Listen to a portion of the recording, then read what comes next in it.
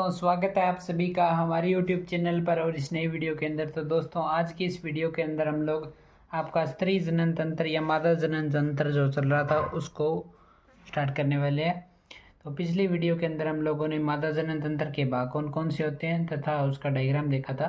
तो आज हम इसके दो भाग जो कि हैं अंडाशय, एक तो है अंडाशय और एक है अंडवाहिनी, इन दोनों की बात करने वाले हैं, इन दोनों को कंप्लीट करने वाले हैं।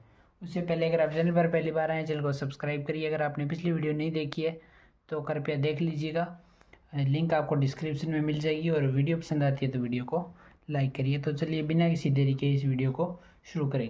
तो स्टूडेंट्स, स्त्री जनन तंत्र या मादा जनन तंत्र जो होता है उसके 7 प्रमुख भाग होते हैं। पहला है अंडाशय यानी ओवरी, दूसरी होती है अंडवाहिनी, तीसरा होता है गर्भाशय या यूरेटस, चौथी होती है गर्भाशय ग्रीवा, योनि या विजाइना, बाह्य जननेंद्रिय और स्तन ग्रंथियाँ।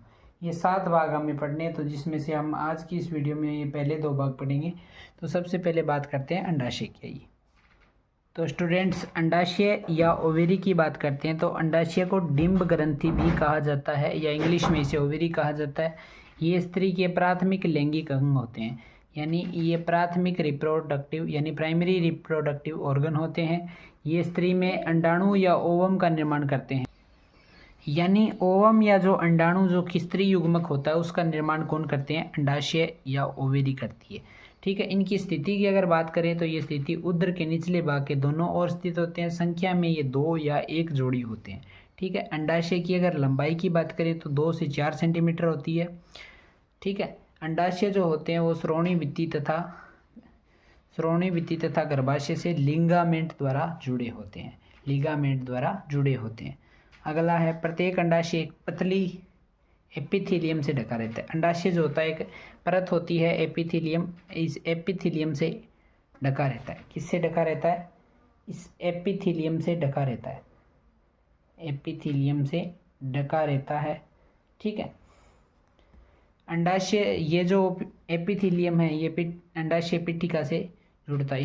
ये जो एपिथेलियम है ये अंडाशय पीठिका से जुड़ता है। पीठिका के 2 भाग होते हैं, एक होता है परिधीय भाग, परिधीय वलकुट भाग, एक होता है आंतरिक मध्यांश या मेडुला। वलकुट को कॉर्टेक्स भी बोला जाता है। तो एक बार फिर से देख लेते हैं। अंडाशय को डिंब ग्रंथि कहा जाता है। ये स्त्री के प्राथमिक लैंगिक अंग होते हैं। ये अंडाणु या ओवम का निर्माण करते हैं। ये स्त्री में कई प्रकार के स्टेरॉयड हार्मोन उत्पन्न करते हैं।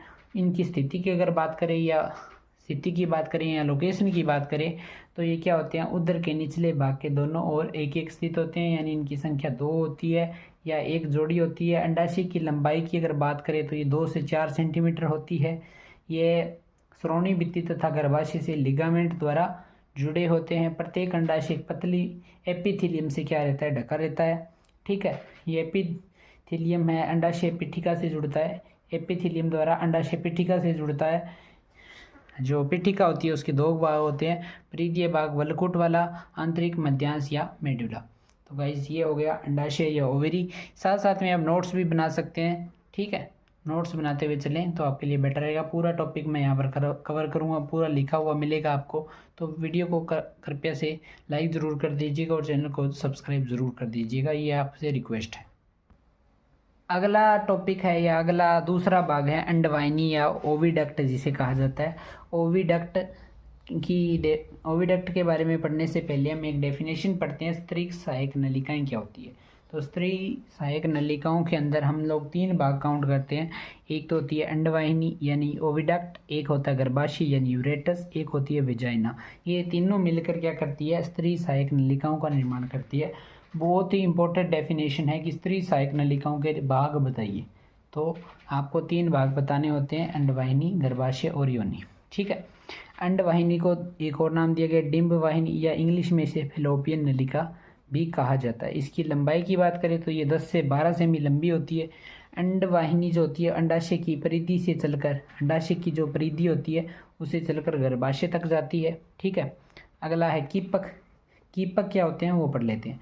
अंडाशय के ठीक पास अंडवाहिनी का हिस्सा कीप या कप के समान आकृति धारण कर लेता है, जिसे कीपक कहा जाता है। मैंने कहा अंडाशय से चलकर कहाँ तक जाती है? गर्भाशय के पास। तो ये अंडाशय से जब चलती है तो इसकी आकृति कैसी हो जाती है?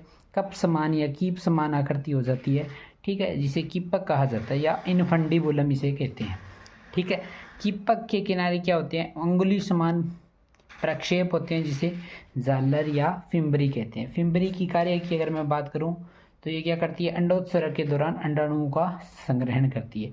अंडोत्सर्ग के दौरान अंडाणुओं का संग्रहण करती है। ठीक है, उसके बाद है तुम्बिका। तुम्बिका या एम्पुला। एम्पुला क्या है, कीपक आगे चलकर अंडवाहिनी के एक चौड़े भाग में खुलता है जिसे तुम्बिका या एम्पुला कहते हैं। ये थी आपकी अंडवाहिनी। ये अंडाशय और अंडवाहिनी दोनों जो हमने पढ़ ली इस वीडियो के अंदर। एक बार फिर से इसको मैं रिपीट कर देता हूँ। मेन पॉइंट, सबसे इम्पोर्टेंट पॉइंट ये होता है कि स्त्री सहायक नलिकाएं क्या है। स्त्री सहायक नलिकाओं के भाग लिखिए तो 3 भाग होते हैं, अंडवाहिनी, गर्भाशय और योनि। अंडवाहिनी को इंग्लिश में बोलते हैं ओविडक्ट, गर्भाशय को बोलते हो आप यूरेटस, योनि को बोलते हो विजाइना। इन तीनों को, ये बहुत इंपॉर्टेंट डेफिनेशन है। अंडवाहिनी को डिंब वाहिनी या फिलोपियन नलिका भी बोला जाता है। इसकी लंबाई की अगर बात करें तो 10 से 12 सेंटीमीटर होती है। अंडवाहिनी अंडाशय की परिधि से चलकर कहाँ तक जाती है, गर्भाशय तक जाती है। जब ये अंडाशय से चलकर गर्भाशय तक जाती है तो अंडाशय के पास में इसकी आकृति कैसी हो जाती है, कीपाकार हो जाती है, जिसे कीपक कहा जाता है। ठीक है, कीपक के पास में या किनारे पर क्या होते हैं, अंगुली नुमा क्या होते हैं, प्रक्षेप होते हैं जिसे जालर या फिम्बरी कहे जाते हैं। फिम्बरी के कार्य की अगर बात करूं तो फिम्बरी अंडोत्सर्ग के दौरान अंडाणुओं का क्या करती है, संग्रहण करती है, यानी अंडाणुओं का संग्रहण या स्टोरेज करने का काम होता है इसका।